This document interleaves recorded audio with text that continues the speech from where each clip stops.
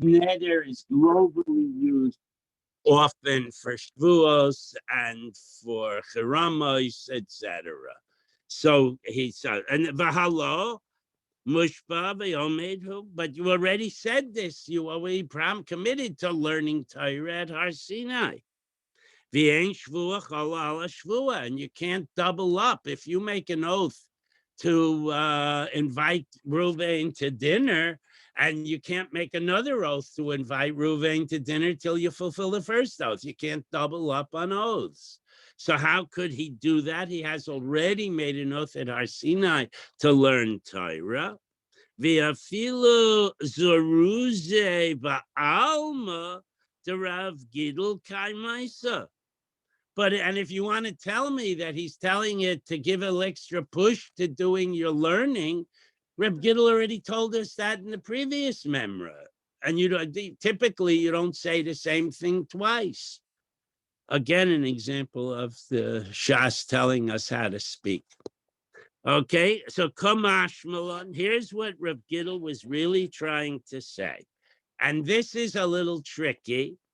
Kevan de iboy pater nafshe, if the person wanted to, the de minimis form of learning Torah, the absolute minimal requirement for the requirement of every individual to learn Torah, Kriya Shema Shachris Varvis, is by saying Kriya Shema twice a day. One of the things you have in mind when you're saying Kriya Shema is limud Torah, and the bracha preceding Kriya Shema is a bracha on God giving us Torah. If you, for some reason, could not make Birchas Torah in the morning, that bracha would suffice b'di'evet to be Birchas Torah. So you say Birchas Torah, and then you learn Torah when you say Kriya Shema. Meshum Hochi, and for that reason, Chayel Shavua Ale, that the guy does now have to get up early and learn a little more because he made such a shvua. And again, there's a machlaikus in the Rishonim as to what level of, is this really a shvua v'chol hadeyos? And if you violated, if you did not learn one day, you would get malchus for that. Okay, and that's a machlaikus. The Omer Rav Gidl Omer Rav, one more thing he said. Omer lachavero, nashkim v'nishne perekze. Ruvain says to Shimon, let's get up early and learn a perek together before Shachris. Okay, so now, what is the implication of that? Olav lahashkim.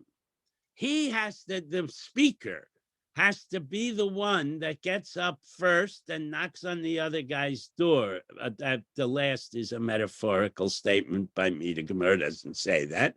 But he has to make sure he gets up first. And if we're going to learn in the library before Shachris, he has to be sure to be in the library first. Okay, and how do we know that? Shenemar, there's a pasuk.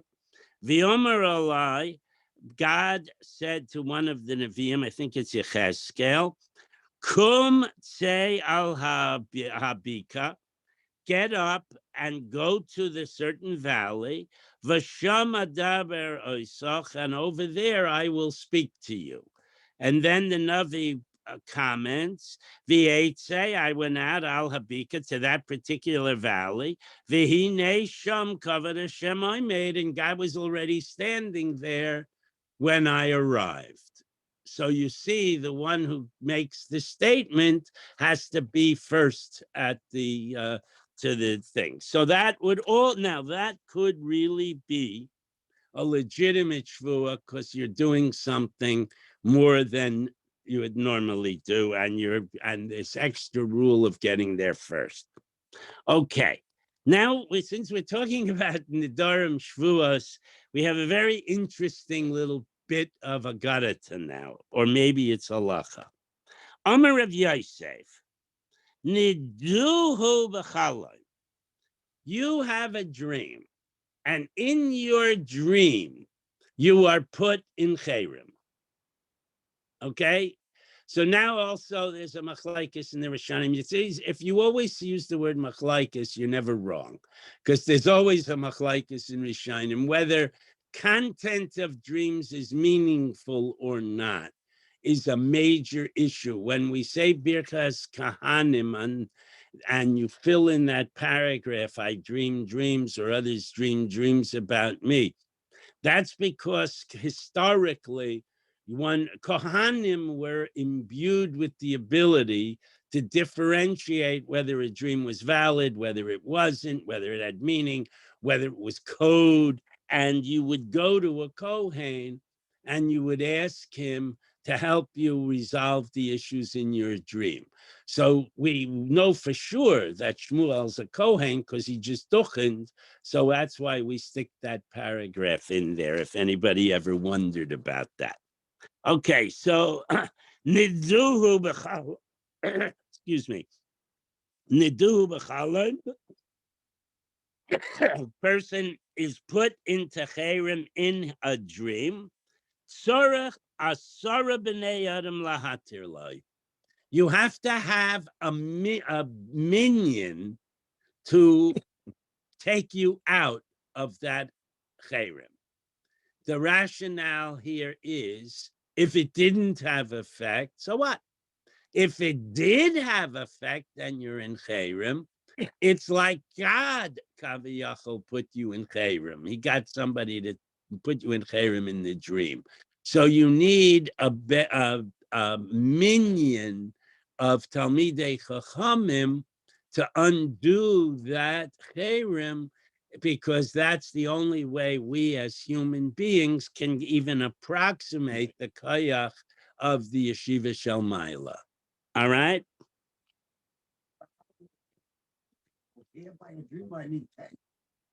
If, no, not to undo a dream, to undo a Chayrim in a dream. I've explained why, because that's the only way we on earth can even attempt to approximate the status of the Yeshiva Shel Maila. I mean, again, Sid, you can say I don't understand something, but you can't challenge the Gemara. That's against the rules. Have another place if I wanted to know now.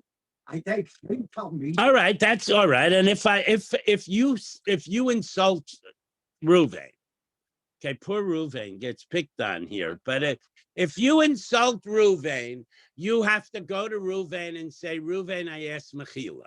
And if Reuven says, drop dead, I ain't giving you Mechila. You have to come 3 times with 3 people and try again.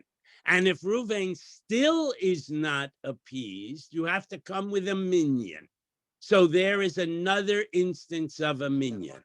If you insult someone and then that person dies before you've asked him for Mechila, with a minion, you got to go with a minion. So again, we see a minion is involved in these issues, okay? And this is just one more example. It's going to get worse, Sid. Somebody gets Mechila before you'll get the child. Right? You now if you refuse. After he comes with 10. I mean, technically, if you're talking, look, we all say Tefillah Zakai. The whole idea here is that when you ask Mechila of someone, you're being sincere, Mistama, and he's a good person, so he's going to give you Mechila. But if you offend someone in such an egregious manner that it's almost impossible for him to be Michael, you have to go through this formula of individually, then 3 times with 3, then with a minion. And the Shulchan Aruch says, if after you came with a minion, then you don't have to do any more, then it's on him. And I remember, pardon me? Correct. That's, I said that it's equivalent of being like it. And I actually was involved in a circumstance where somebody offended a Rosh Yeshiva, And he rented a bus and he rounded up 10 people and he drove to the Rosh Yeshiva's house. That was his first effort because Kavod HaTorah, he felt he should like leap to that level. And I was on the bus. So don't think like it's weird. It really can happen. All right. And I didn't have to sit in the back of the bus either. Okay. Now, what happened? And when we say Adam, you need a minion to undo that dream, Cherem. V'hu detani hilchasa. And those people have to be Talmudic scholars. They have to be people who learn Gemara and are familiar enough with Gemara to understand the halachic implications of what they're learning. Okay? Aval masnu lotanu. But if they simply are people who are Mishnah Yidden, they're not qualified to be on that minyan. Okay? And low, they're not qualified. The ileka detanu hilchasa. If in York area there are not 10 Torah scholars to be part of this nullifying minyan, afilu masnu lotanu, and then you could back down to people who at least learn Mishnah. And if you don't even have 10 of them, you only have Tilim Yidden in your community. Ileka, if you don't have people even on that level, Lezel Lisev Parshas Dvarim, he should go to a major intersection leading into town where presumably is going to be a lot of traffic. And in those days, people were on animals or on foot, so you could converse with the passers-by. Shalma leves asara and greet 10 or more people, and they'll say Aleichem Shalom. You'll say Shalom Aleichem, they'll say Aleichem Shalom, and that will help start taking away the issues of the Cherem until Ad the Makale Asara Lagamre Hilchasa, and presumably after an afternoon of greeting people, you will be able to delay or detain 10 Talmidei Chachamim who are traveling by, and they will nullify your Cherem. What? You need the 10 at once. Okay. So now that's where you have this dream, and it's a hazy dream, and there are guys with the candles, and they turn the candles over, and they put you in Cherem. But what? No. But I mean, but then what if when you have your dream, the dream isn't so hazy? It's absolutely clear. And you know that Rabbi Ploni is the one that put you in Cherem.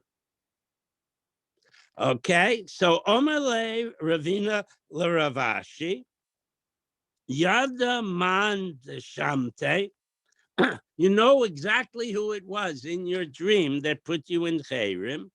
Maho de Sharele. Can you go to Rabbi Ploni and say, Rabbi Ploni, I had this dream, you put me in Cherem. Could you please take me out of Cherem? Okay, can you do, right, no, but that's the kasha here. So Amalei, he answers Ravina, La Shamute Shavye Shaliach.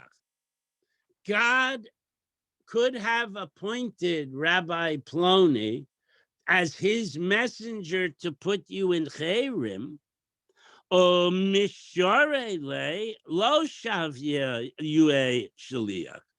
But God did not authorize him to undo the Cherem. So he was saying no. That even if you know who it was, you still need a minion. You can't go simply get that guy to do it. Now, next question. What if it's an extended dream? And at the early part of the dream, they put you in Cherem. and then later on in the dream, they took you out of Cherem. Okay, aside from waking up all sweaty, is that good enough? Are you now out of Cherem? Amalei Rav Acha Rav Ashi. Now they always ask these kind of questions of Rav Ashi because he was one of the last of the Amoraim. So they're going right to the because he's going. What his statement is going to be psak. They say to him, "Shmaite v'shorei le b'chalme." What happens if they put me in Cherem and then took me out of Cherem in the same dream? Would I now be free of Cherem? Omar Le, Rav Ashi answers, Kishem she'efsher lebar bli teven. Just as it's impossible to get wheat kernels without dealing with the chaff. In other words, the wheat plant has a lot of unusable, unedible material to get one little seed. It's impossible to have a dream that doesn't have nonsense mixed in with the meaningful parts. Okay, so again, he's saying no, because possible you have to be choshech that to put him in Cherem, but you also have to be concerned that the taking you out of Cherem was a wishful thinking on your part, and you floated that into the dream, but it wasn't core of the dream. Okay, so that's the end of that. So the bottom line is, if Rachmana litzlan, you ever dream you put in Cherem, come to Daf Yomi, because there are 10 people here who are learning Gemara, and we will take you out of the Cherem. That's a commitment on the part of. Do they have to do tshuva for that if they're in the dream? That also, everything is a machlaikas. That would be machshava kamaisa, which is a question itself. I mean, if you have, there are certain kind of dreams people are prone to have, okay, which are like based on urges and taivas. So if you're constantly having such dreams, then you should work on yourself. Okay, whether you need to formally do tshuva. No, you do not bring a korban for an erotic dream. Okay, ad kan. Now we're going to get a new story. These stories are interrelated to the extent that they're different versions of dealing with shvuas, nidarim, etc., etc. We've learned consistently that a husband can nullify a wife's dream, but that's only if he is implicated, a wife's neder, but that's only if he's implicated. So if she says, no more meat, I swear no more meat, he can nullify that because it implicates him. He won't get meat for dinner, and he's a fleshik guy. But if she makes a neder that's totally unrelated to him, I'm not going to talk to my sister on the phone anymore. That he can't nullify because that has nothing to do with him. So now the Gemara is going to ask, can he represent her before a Adam Chashuv or a Bezdin, where if you make a neder and you regret it, or if you didn't know the implications of your neder, you can be mater neder. We all do that on Erev Rosh Hashanah, or at least by Yom Kippur, we're mater neder, and you can make a bezdin of 3 normal people. You don't need chashuv people to be mater neder. But that concept is going to come up over here too. So Ravina Havele Nidra Lebista Bisu. His wife made a neder, okay, and presumably she regretted it. Asala Kamila Ravashi. So Ravina came to Ravashi. Now just keep in mind, Ravina is a heavy player. Ravina is not just Tom and Dick or Harry. He's an Adam Chashuv, okay? The Omarle, and Ravina says to Ravashi, Baal, with regard to a husband, Matu Sheye'asa shliach lahataras ishto, laharatas ishto. Can a husband represent his wife in expressing charata, regret of a vow, to a bezdin to lift, to unnullify the vow? So Omar Le, he says, I mekanfin, if we're talking about a real bezdin of mumchin, then of course. But if it's a bezdin of laymen, like on Erev Rosh Hashanah, if they're already sitting, so it's Erev Rosh Hashanah and everybody's getting up and doing Hataras Nidarim, then Ravina can get up and also do Hataras Nidarim for his wife. Elo, but if they're not already sitting, lo, he cannot round up 3 laymen to do Hataras Nidarim for his wife. That's a qualifier. So Shmami Natlas. So if we analyze this little answer from Ravashi to Ravina, we can actually learn 3 halachas. Shmamina, the first halacha we can learn, Bal Nasa Shliach Laharatas Ishto. The conditions are right. A husband can represent his wife before a bezdin to nullify her vows. Ushmamina, a second thing we can learn, Lo shore lemishre nidra basra derabe. You can even a very chashuv person cannot act to nullify a vow if there is the Moridasra, if there is a higher level person in that area. So Ravashi was the Moridasra. So Ravina, even though he was a Rosh Yeshiva and a big heavy hitter on his own, he had to defer to Ravashi. It's similar to the concept that one rabbi can't paskin if the Moridasra is present. You can't walk over to Rav Schwartz if Rabbi Abramowitz is the Rav of the shul and ask him the shaila. You have to ask Rabbi Abramowitz, the Rav of the shul. And the same thing with Nidarim. And then Shmamina, the third rule we learn, Ki mechanfin shapir dami. As long, if there's an established group that are doing Hataras Nidarim or being a bezdin for some other purpose, then the husband can go to that group and represent his wife. Okay? Oshamta, but when it comes to excommunication, to nullifying a shamta, we've learned already that any individual can put his friend in chayrim, and that person can undo it.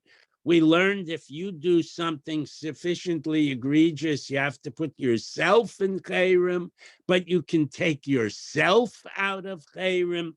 So the Gemara wraps up that explains ushamta when it comes to a chayrim, afilu basrei derabe. Anybody can qualified or situationally qualified, meaning he did it so he can undo it, can do it even when the Rav is around. Okay, and another law that that is not exactly from this story, but a law that we pick up from the learning we've been doing for the last few days. V'yachid mumcha shtarei l'shamta. A person who's sufficiently knowledgeable can nullify a vow, even one-on-one. You do not need a bezdin. Okay? Now, we talked about earlier about if you say Shem Shemayim Levatola, if you use the English phrase, for example, blank damn him. Okay, people know what I'm talking about, right? Or if you make a bracha levatala, you make a bracha shahakol, and then you decide not to eat the food. That's a bracha levatala. That's l'shem shemayim. That's a very serious thing, making the wrong bracha, and it doesn't count. So you put yourself in Chayrim, or the person who hears you puts you in Chayrim.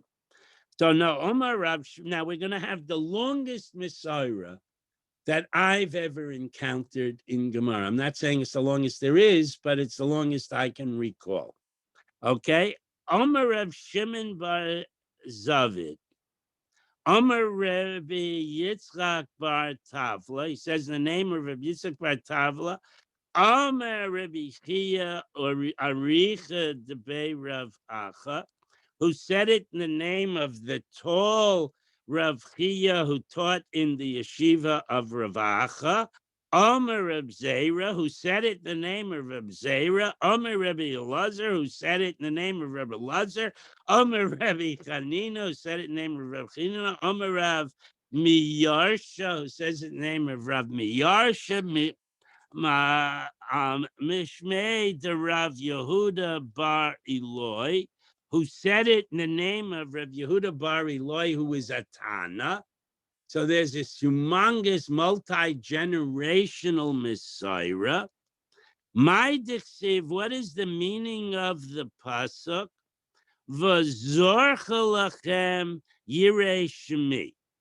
It will, and then the pasuk goes on to talk about the sun.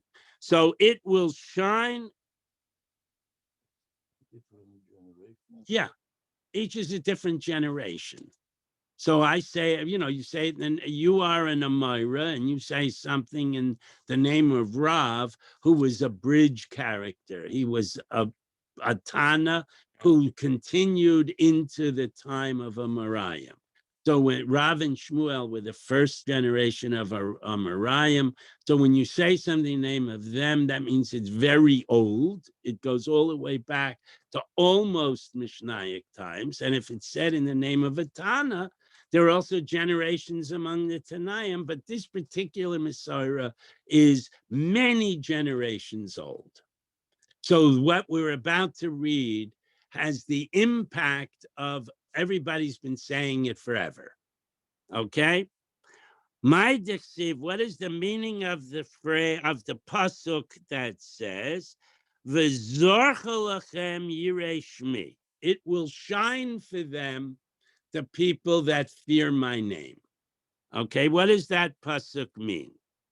Elu b'nei adam shehen yirein lahaitzi shem shemayim levatala. These are the people who are extremely stringent with themselves to never use the shem shemayim levatala, and that the sun will shine for them. And now we pick up the rest of the pasuk, or more of the pasuk. Shema tzedakah umarpe, a son that's charitable or righteous, and that is healing. That's the pasuk. So Omar Abaya interprets that pasuk. Shma mina Chirga diyuma mase. Now, chirga means dust. So here, and diyuma here of the day, meaning of the daylight period where there is sunshine. So one explanation is if you have like a ray, if there are clouds and there's a ray of sun comes into your apartment through the window, you can see little dust particles in that light. So according to, then the Mefarshim ask, well, how can the dust be healing? So this particular shot appeals to me, that what it's saying is a distinct sunbeam reveals dust particles. And that sunbeam, not the dust itself, is healing. O pliga de Rav Shimon ben Lekesh, and Reish Lekesh argues with Abaya's interpretation. The Omar Reish Lakish says, "En Gehenim li'olam haba." There is no hell in the world to come. Now the Mefarshim discuss this, and in terms of the end of days concepts in Judaism, first, Olam Haba on one level is the place where neshamas go as the wait for Mashiach, and then there's Tchiyas HaMesim.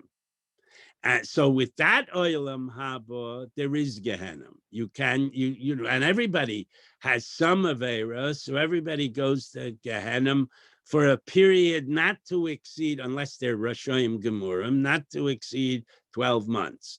That's why you only say Kaddish for 11 months, because if you said Kaddish for 12 months, you'd be declaring your father is a really bad dude. So we're makatzer the Kaddish as a kavod to the nifter.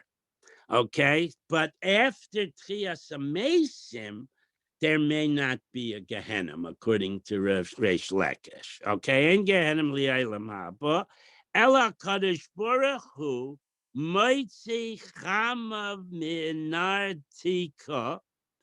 God takes the protective shield off of the sun. Okay, tzadikim misrafin ba, and now this super intensified sun has a healing effect on tzaddikim. V'rishayim nidunin ba, and the bad guys are punished by this blazing heat. Okay, Shenemar, we have a pasuk that says, "V'zarcha lechem yirei shmi, Hashemish, etc." The pasuk we've been learning, and we have that the sun will shine. And we add the word favorably for those that fear Hashem's name.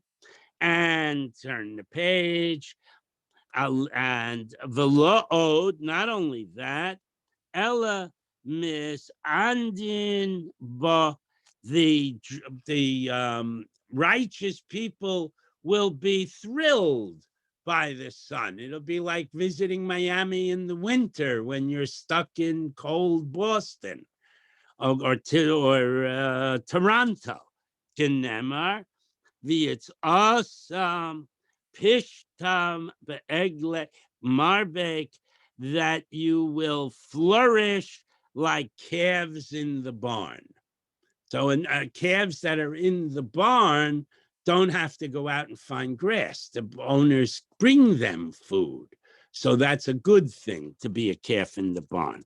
On the other hand, Harshoyim Nidainim Ba, the bad guys will be punished by this blazing heat of the sun.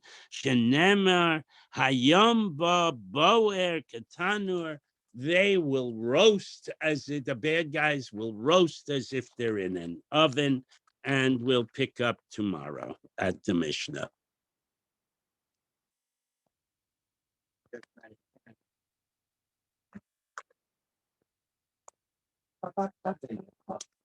So Sydney, what you're a Kohen. You and Mel can trade dreams. You can each interpret the other's dream. My problem is, after I did, I forgot what I dreamt about. Okay, well then don't worry about being put in Cherem, because you won't know.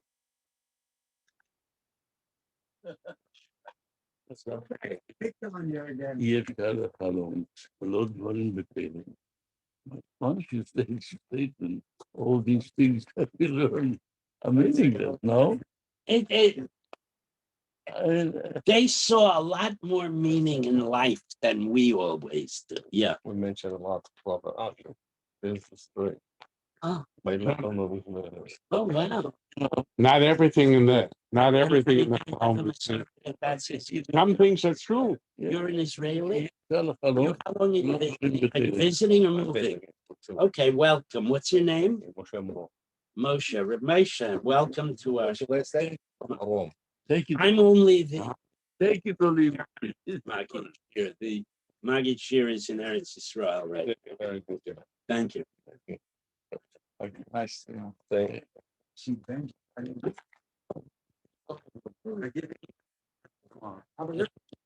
don't know how. And I don't want to know. I don't want to know. So say you don't do it. I don't do it. I do one thing. My son gives a shir in Philadelphia Wednesday nights. And somebody sends me a link, and I click. All I do is open my email, go to that email, and click on the link. So I do Zoom for one thing. I can give you a link. You don't? Okay. Yeah, Bobby does it. Yeah. I don't have That- WhatsApp. Does it work for you? Bobby works for the show. Bobby is a Gabashemi. We can set up the Zoom for you. He could, but I don't want it.